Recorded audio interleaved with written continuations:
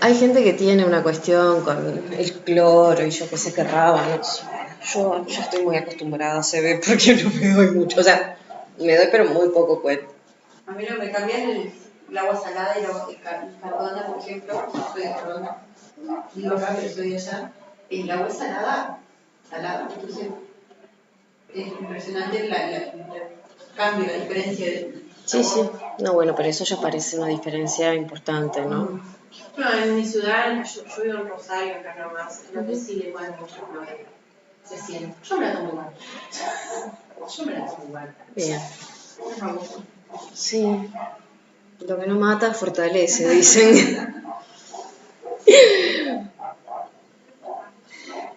El problema es cuánto demora en matar. No, allí en Rosario se la resiente. A veces que digo así, es verdad.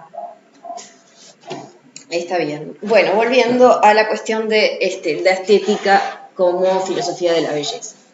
Una parte importante de la tradición asocia la belleza a cuestiones metafísicas, en sentido más bien estricto, ¿no? O sea, la idea de que el conocimiento del ser es el conocimiento o el ser en su máxima expresión es el ser más bello. Nosotros vamos a ir viendo una serie de distinciones de por qué la estética como belleza de los sentidos o como filosofía del arte quiso desprenderse de esa idea. Esa idea trae algunos problemas si se relaciona con los sentidos, y además en lo que tiene que ver con las artes ya directamente puede, si bien para muchos todavía es la belleza una categoría central en la discusión, una experiencia central para la discusión de cómo respondemos a una experiencia artística, lo cierto es que hay posiciones que son completas, que pueden prescindir perfectamente de la... no sé si prescindir completamente, pero que perfectamente pueden hacer de la belleza algo mínimo. Algunas más superfluo que otras, pero ciertamente no algo decisivo. Nosotros, justamente, si ustedes en la antigüedad van a ver que las cuestiones, bueno, la modernidad también es parte de la complejidad que tiene empezar a estudiar estética, es que justamente aparece como una especie de tercera pata de la filosofía, un poco a partir de Kant, que la establece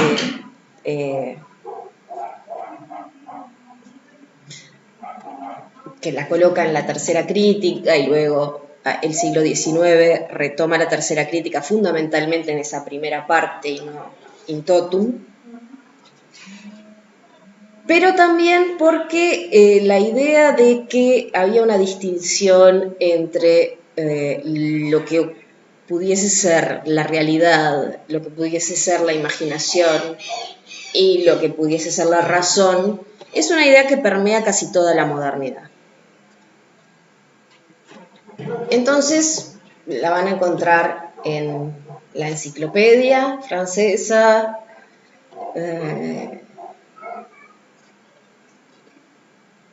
donde la realidad está asociada a la memoria, como una suerte de experiencia automática. La van a ver en Bacon, o sea, lo van a encontrar en esa idea de que existen facultades y que hay una específica que tiene que ver con la creatividad, la belleza, la fantasía. Es una idea que es bastante extendida a partir de la modernidad.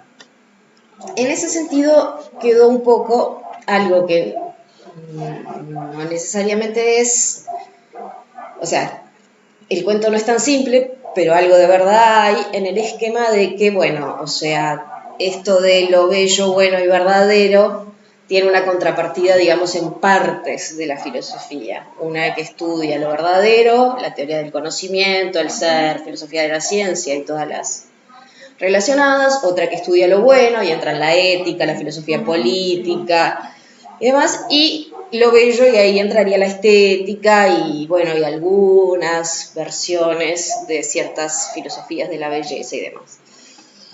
Esa idea no es del todo exacta respecto a lo que se hace en filosofía en realidad. Si bien, y tampoco es exacta respecto a dónde surge la idea de bello, bueno y verdadero. O sea, para Platón, la idea era bella, buena y verdadera, no era que la filosofía se dividía en tres. O sea, justamente. ¡Ay! Tenemos un cuarto o quinto participante. ¡Hola! Bueno, quédate ahí y toma apuntes. Entonces, si ustedes leen diálogos como el Fedro o el Banquete, van a encontrar una idea de la belleza, pero es una idea de la belleza más vinculada a el ser, a lo que existe, una idea de la belleza que va ciertamente mucho más allá de lo que puede ser una belleza sensible y ni qué hablar más allá de lo que pueda tener que ver con el arte. Y además una idea de la belleza que probablemente la van a entender mejor leyendo cuestiones sobre metafísica que leyendo cuestiones sobre sensibilidad, arte. Ocurre algo, si ustedes quieren, curiosamente, Hegel diría, ahí viene su contraparte dialéctica, pero en la modernidad el sentimiento de belleza es muy codiciado, si ustedes quieren, aunque la palabra suena un poco perversa, porque la idea era por intereses sobre todo ligados a la ética, la idea de que puedan existir sentimientos no egoístas, ¿no? O sea, el impacto de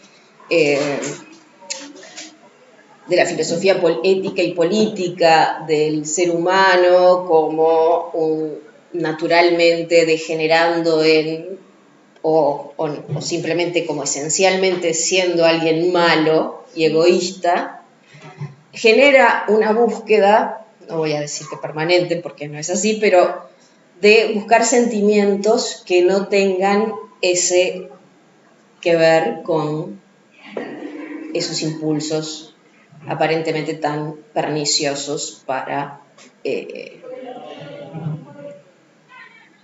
la humanidad. Y ahí entran varios dilemas, ¿no? Está la belleza natural, la belleza artística, a veces van juntas, a veces son contrapuestas, porque, bueno, la naturaleza podría ser buena y el arte podría tener que ver con los vicios. Hay distintas discusiones, pero lo cierto es que hay un interés y repercute en una filosofía del arte, pero hay muchas cosas que tienen más que ver, aunque hablen de belleza, con cuestiones éticas que con cuestiones de, en efecto, de estética o filosofía del arte. Luego, o sea, todo este proceso que estoy esquematizando, como podrán ver, no mencioné la Edad Media. El problema con la Edad Media, el motivo por el que no lo menciono, es porque no hay tratados sistemáticos sobre estética o filosofía del arte en la Edad Media. Hay observaciones aisladas sobre belleza y sobre arte, pero hay un libro de historia de la estética medieval.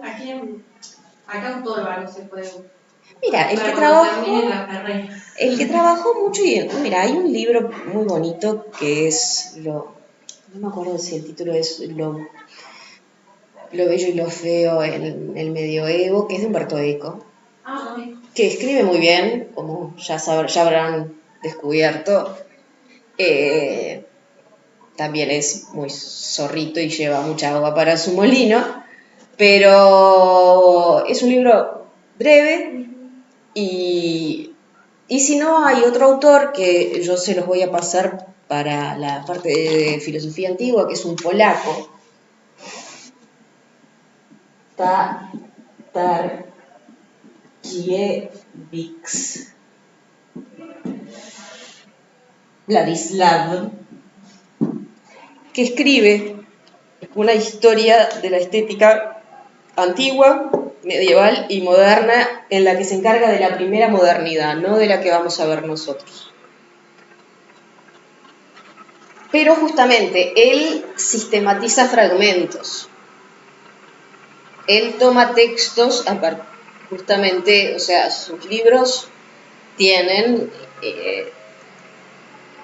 tienen un enorme trabajo y la búsqueda de todas las acepciones posibles y todas las teorías relacionadas a un concepto es extremadamente exhaustivo, pero justamente él atiende mucho a la cuestión de los fragmentos. Entonces, sí, él recoge muchísimos fragmentos en la filosofía medieval y en la literatura medieval en general. Pero mi experiencia, yo vi solamente una vez a Juan Flo tratar de hacer una parte del curso en estética medieval, y es que el resultado es interesantísimo, pero sumamente caótico. Es decir, cuesta mucho organizar un parcial, porque tampoco hay una idea fija. Lo que hay son comentarios aislados que podemos analizar su relevancia y su relación con la historia de la filosofía, pero a la hora de poder... Digo, a ver, yo voy a hacer muchas preguntas capaz tontas en el curso porque no tengo ni idea. Pero tal vez no sean tontas, pero bueno. O muchas preguntas, porque digo, no hay nadie, me parece medio obvio, pero no hay nadie escribiendo directamente, haciendo una producción, digamos, filosófica sobre estética en la Edad Media, porque tenemos filosofía cristiana, musulmana, pero no hay otra cosa. Por eso es como que no hay de dónde agarrarse, ¿verdad? Pero no. Claro, de agarrarse hay.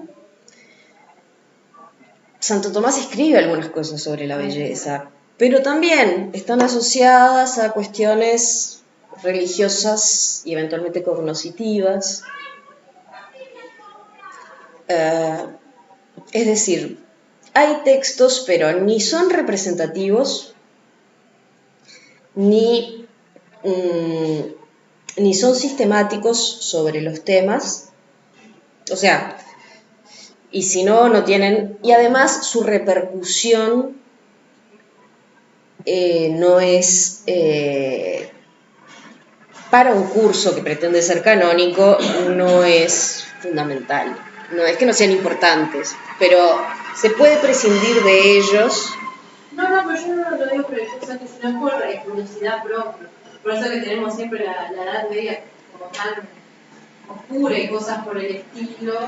Ahora ya no tanto, ¿no? Pero que a veces quiero buscar cosas, bueno, siempre me intrigó la Edad Media y viste que a veces yo ni bien la nombran ya pregunto, a ver.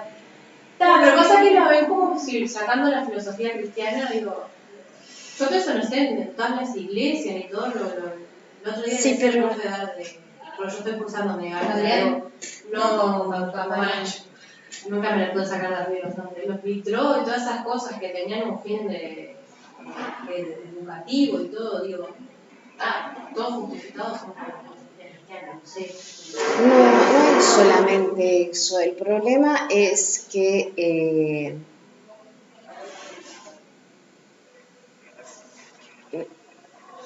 primero que nada, no es justificado en filosofía cristiana, es justificado en la fe cristiana, que no es lo mismo.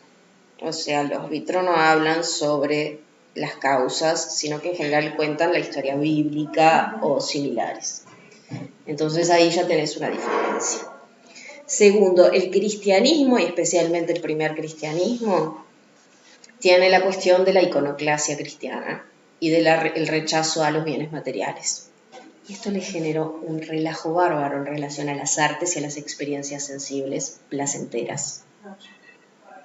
Entonces, no, o sea, justamente parte de lo interesante de la filosofía de los escritores medievales es cómo tratan de conciliar que se hagan ese tipo de obras. Claro, porque no son obras monstruosas que hay. Y al mismo tiempo con un dogma que de alguna manera exige una renuncia y un dejar de lado ese tipo de vanidades. Ahora, ese es un problema muy específico. Digo, no es que no dé cosas interesantes, da cosas interesantes. Y ciertamente no son meramente oscuridad y no es que no tengan interés, lo tienen. El problema es que, claro, quedan demasiado ligados a una cuestión de un dilema, que es un dilema dentro del marco de una cierta religiosidad, nada trivial, ¿no? Es la que ha criado Occidente, entonces, vaya. Pero también limitó mucho la discusión sobre eso. A veces hay cosas que es mejor hacerlas callado y no discutir muchos. Ya está. Hay quienes discutían, pero son eso, son discusiones. Claro, que así sí logro ver la falta de por qué no hay. O sea, lo que no hay es hay discusiones, hay problemas, pero no hay una producción que haya tenido un impacto como el que, por ejemplo, Platón nunca, salvo en cosas metafísicas, no se dedica al tema, pero escribió una serie de cuestiones ligadas al tema que hasta el día de hoy se siguen discutiendo. Claro. No se mantienen, son eje de muchas discusiones.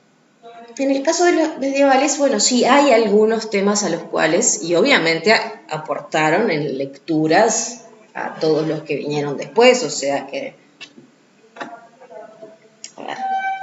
ni Hume ni Kant se levantaron leyendo sin leer medievales, o sea, no es que pasaron directamente a ver, dame griego, vamos a leer a Platón, no, leían esa filosofía, hay cosas interesantes, pero no son, o por lo menos yo no conozco ninguna que tenga un impacto fundante de una filosofía o una forma de ver las propuestas estéticas o artísticas, es decir, discusiones sí, aisladas, pero existen. Temas interesantes también, pero en ese marco que generaba un problema bastante grande, justamente porque esos dos lados, sacando la metafísica, si nosotros nos enfocamos más a la experiencia sensible y a experiencias sensibles que tengan que ver con estimular la sensibilidad y eventualmente estimular el placer, o cierto tipo de placer, y luego al arte, que ya directamente involucrando no solamente este tipo de experiencias, sino además involucrando materiales, costos, inversiones y demás, generó dentro de la cristiandad incluso problemas, si ustedes quieren, hasta para la producción artística.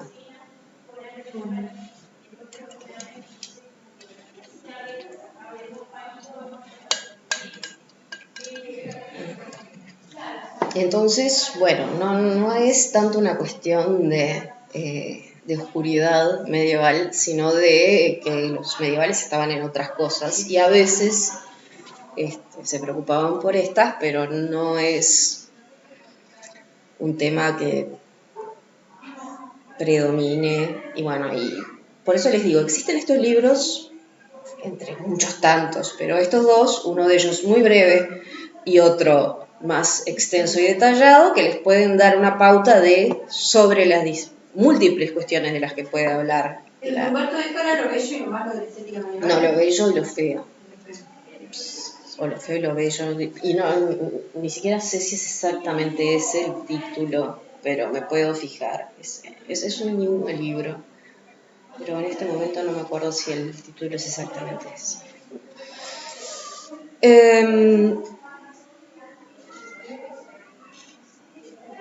Bueno, y entonces, por motivos y cuestiones que después vamos a conversar, ya después comienza a generarse todo un movimiento que no solamente se cuestiona el tema de la estética, sino que además incluso pretende dejar de lado la experiencia sensible, digamos, o nuestras experiencias placenteras en la naturaleza y concentrarse en los fenómenos artísticos. Ese es todo un proceso histórico y del pensamiento que ya veremos algunas cosas, y que es un poco la impronta más fuerte con la cual el siglo XX arranca. ¿Lo podés repetir a eso? Sí, si me acuerdo de qué es exactamente lo que tengo que repetir. Sí, no, que la experiencia sensible, que va dejando un poco la experiencia sensible. La idea es que la filosofía del siglo XIX, en forma también fragmentaria, pero con un impacto mucho más fuerte y para nada descartable en la producción filosófica e incluso artística posterior,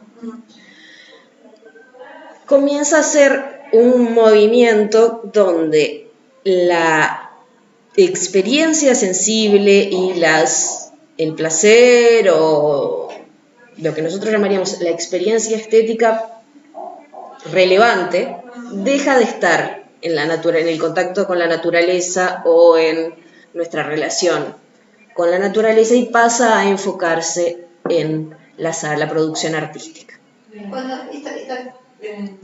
Cuando se habla de lo sensible, ¿y eso tiene vinculación con la teoría de conocimiento? A veces sí, a veces no. O sea, hay una vinculación mínima que sí, y es que la sensación es una relación perceptiva. Sí. Ahora, ¿qué ocurre con esa percepción? Supuestamente es distinto cuando se elabora una reflexión, cuando se tiene una experiencia estética que cuando se tiene una experiencia cognitiva. Hay quienes dicen que no, que es lo mismo, o que la belleza estaría en algún lugar a medio camino, pero en general la idea es que la belleza está relacionada con esa percepción, pero es una relación propia. La belleza o otro tipo de placeres o la fealdad incluso que podemos tener de relaciones que podemos tener con los objetos, más similares a, por ejemplo, la que puede ser la alegría o el temor, donde diríamos que sí, algo de conocimiento hay, ¿no? Pero también diríamos que hay un margen que no es de conocimiento, que tiene que ver con una reacción espontánea, ¿no? O sea, yo no sé qué tanto miedo, o sea, yo no voy a decir que todos los seres humanos le tenemos miedo a los leones. Ahora, estoy casi segura de que si un león enojado viene hacia cualquier ser humano, sepa o no lo que es un león, algo de miedo va a sentir. No creo que sea, o sea, esa idea de que sí, de que todos los seres humanos se defienden y matan a los leones parece un poco tirada de los pelos. Ahora, si se te viene un león furioso encima, casi como que si se te viene un humano furioso encima, digo, no sé si le vas a dar un golpe, pero te vas a reaccionar. No parece ser una cuestión de que sepas exactamente qué es lo que está ocurriendo. Entonces, sí, claro, hay una percepción de una situación. Ahora, la ligación con el conocimiento no es la misma que la que tenemos en una experiencia, por ejemplo, experimental, de laboratorio, donde incluso si fuese un león furioso ya sabemos que hay ciertos controles y bueno, que venga. Entonces, en ese sentido, estamos hablando hay una estética que trata de, claro, lo que pasa es que ahí pasa a ser filosofía de la belleza y no estética, que trata de separarse de lo sensible y orientarse a lo racional, ¿no? Entonces estamos hablando de una estética que considera que es lo racional o el orden, por ejemplo, lo que le da belleza a las cosas. Y entonces bueno, podríamos decir que es más bello un teorema que el canto de un pájaro. O alguien podría decir, no, lo que pasa es que nosotros no sabemos el teorema que está detrás del canto del pájaro. Pero de todas formas, ahí la pregunta es si los sentidos son relevantes o no, o qué tanta relevancia tienen. Hay un autor que nosotros no vamos a ver ni a palos en este curso, que es bastante divertido, bueno, porque a mí me gusta, ¿no? Lo que lo hace divertidísimo, evidentemente. Que tiene una historia, una relación interesante con las artes, que es Descartes, y especialmente con la música. Él consideraba que la música no requería de la sensibilidad, que el alma inmortal, o sea, que una vez muerto el cuerpo se podía escuchar música. No sería escuchar la palabra correcta, pero sentir la música, digamos. Sentir también queda medio raro, pero bueno. Y en determinado momento de su trayectoria intelectual empezó a tener problemas porque empezó a incorporarla, a reflexionar respecto a qué tanto podía o no ser meramente intelectual un fenómeno artístico. Si ustedes miran Descartes, la película de Rossellini. A mí me suena alguna, yo no sé. En la película no aparece explícitamente. No, la película sí es específicamente sobre él. Y hay un momento en el cual cuando a Descartes cuando muere su hija pequeña, el personaje, yo no sé si esto está tomado de alguna carta o es una licencia, sí, artística de guión o de dirección. Él dice, bueno, me consuela saber que su alma escucha música o que su alma está en contacto con la música o algo así, ¿no? Entonces es como un guiño, digamos, respecto a esta idea que tenía de que justamente la música iba más allá de la experiencia corporal. Y en ese caso, completamente independiente de los sentidos. Es decir, como suele ocurrir en toda clase introductoria, estas cosas después no significan nada, ¿no? O sea, pero más o menos todos estos dilemas aparecen. Y ciertamente no había poca cosa en relación a ciertas discusiones previas a Descartes del medioevo, aunque también ahí tenemos en el medio del Renacimiento que hizo su trabajito, generando posiciones muy encontradas. Bien, y luego el siglo XX ya casi que hasta hace bastante poco, se vuelca sobre la cuestión del arte. Entre el impulso antimetafísico empirista, la filosofía del lenguaje y bueno, por esos dos lados lo que va a haber es, por el lado del empirismo, un rechazo metafísico o un rechazo a todo lo que pueda ser una especulación que no pueda tener algún tipo de relación con datos, con hechos. Y bueno, en general es considerado que Las experiencias estéticas son meramente subjetivas, son psicológicas y no le competen a la filosofía. Por otro lado, la filosofía analítica va a encontrar, después de mucho tiempo y en una historia muy compleja, que es más prolífico dedicarse a estudiar el concepto arte que, aunque incluso sin éxito, pero que el concepto belleza. Porque por lo menos el concepto arte tiene un universo de cosas que más o menos son consensuales. No son consensuales completamente, pero más o menos son consensuales. Ya el de belleza parece dispararse completamente, el de belleza natural, ¿no? O sea. Y luego, en otras tradiciones, hay un texto, por ejemplo, que es bastante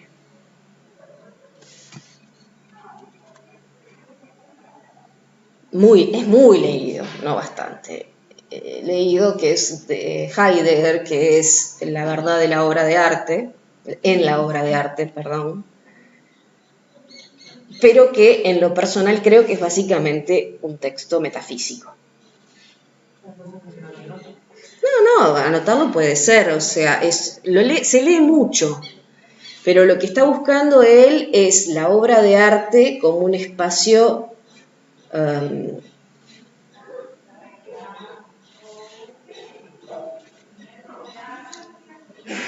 superior para encontrar conocimiento. Es decir, no la experiencia estética o artística por sí misma, sino como vía de acceso a el conocimiento. Esto es una discusión, ¿no? O sea, es la verdad en la obra de arte. Y ahí la belleza, bueno, sí, Heidegger parece estar convencido de que se da en el caso de las obras bellas, pero ni todos los lectores creen que eso sea así. Muchos lectores contemporáneos de él buscan la idea de verdad e incluso tratan de analizar el arte conceptual, justamente, desligándolo de cuestiones relacionadas con la belleza. Y otros sí, pero nunca queda del todo claro entonces cómo entran ciertas artes, y entonces ahí entra todo el desbarajuste del vínculo de Heidegger con los nazis y la relación de los nazis con el arte de su época, y entonces se termina armando un batiburrillo. O sea, yo no soy muy fan de ese texto ni de esa idea metafísica de la belleza, de la verdad, entonces pero es un texto muy leído y recuperado, pero recuperado de muy diversas formas. O sea, no. Creo que si fuésemos a leer, a dar un curso sobre contemporánea, tendríamos que leerlo. Pero Deleuze después también es que es un acto creativo, pero ahí ya se despega casi que completamente, o que es la creación. Es un acto creativo, y parece ser todo lo creado. Entonces entra de nuevo el dilema de, bueno, sobre qué está hablando. Obviamente es como una metafísica contraria, mientras que la heideggeriana hacía algo como exclusivo, esta lo hace tan amplio que se encuentra en absolutamente todo gesto. Estoy exagerando en ambos casos. Pero bueno, para saber en qué ya hace mi exageración tienen que leer los textos. Y bueno, y más o menos por esos caminos es que va la cosa, y por eso la belleza no va a ser el tema central del curso. Sí va a ser un tema que va a aparecer, pero no va a ser el tema central.